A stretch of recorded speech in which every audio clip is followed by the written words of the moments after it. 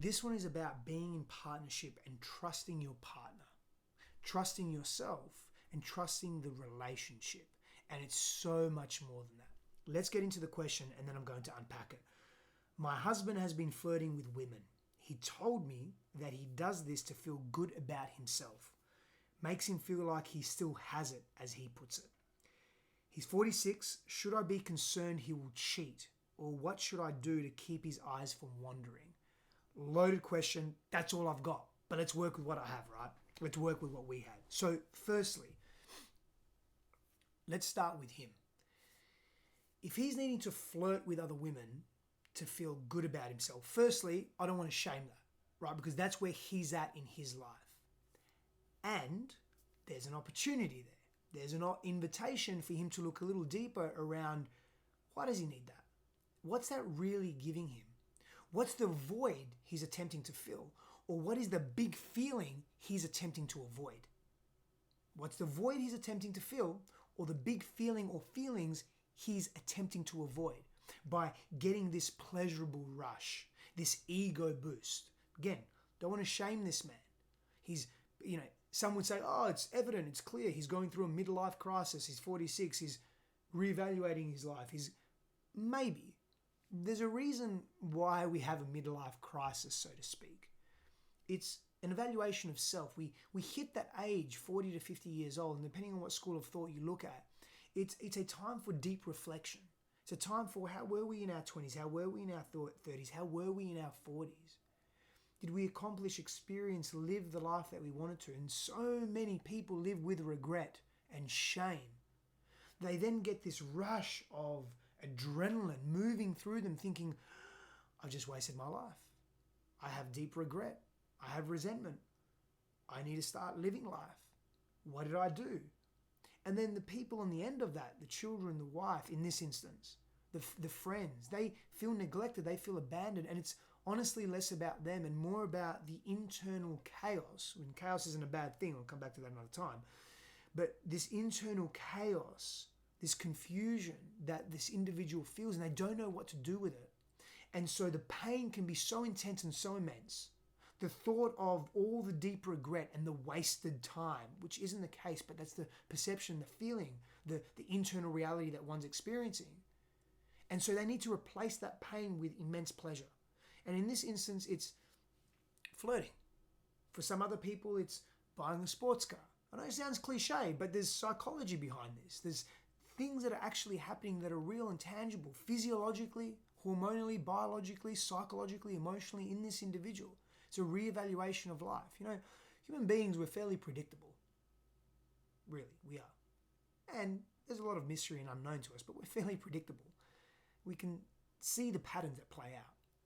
So in this case, should this woman be concerned that he may quote unquote cheat, which means he's going to be dishonest with the container and the boundaries that they have, the agreements that they have in their relationship? Now, do they have agreements?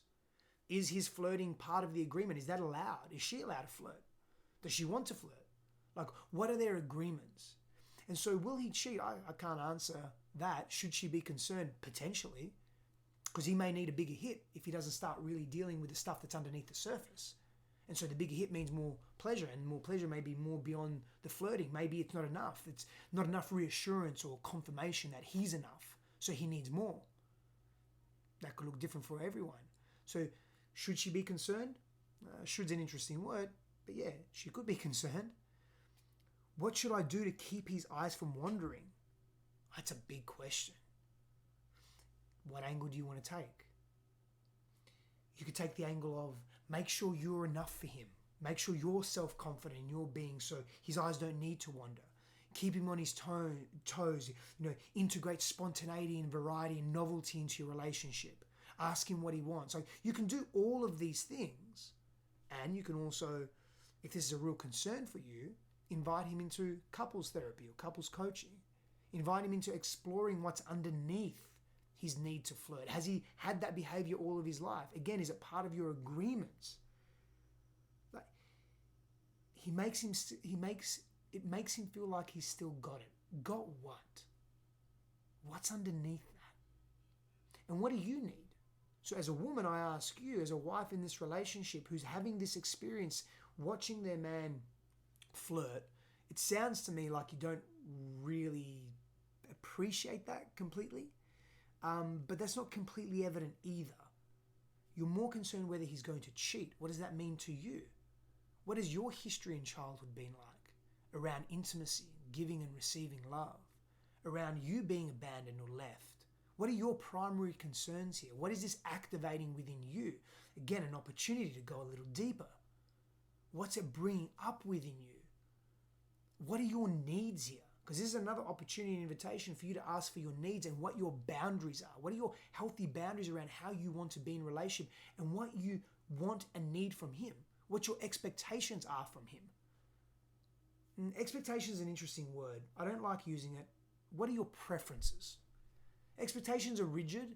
They can be harsh. They can be dogmatic. They can be autocratic. They can even be coercive. So we want to have preferences. And we want to have agreements and invitations and requests.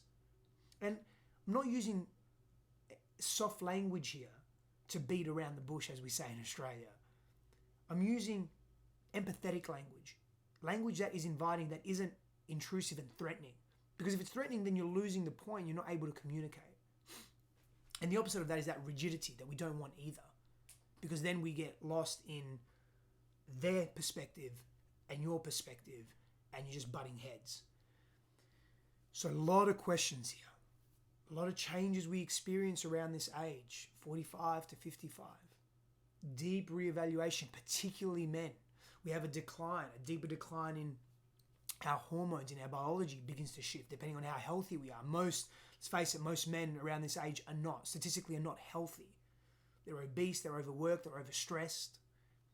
Not all, but most. So a lot of questions here. What do you want from your marriage? What do you want from your union? Who were you when you got married? Have you reevaluated each other, yourselves, the relationship along the way? How have you all changed?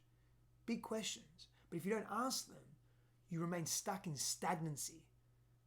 I don't think that's where anyone wants to be. Share your thoughts. Power and blessings to you.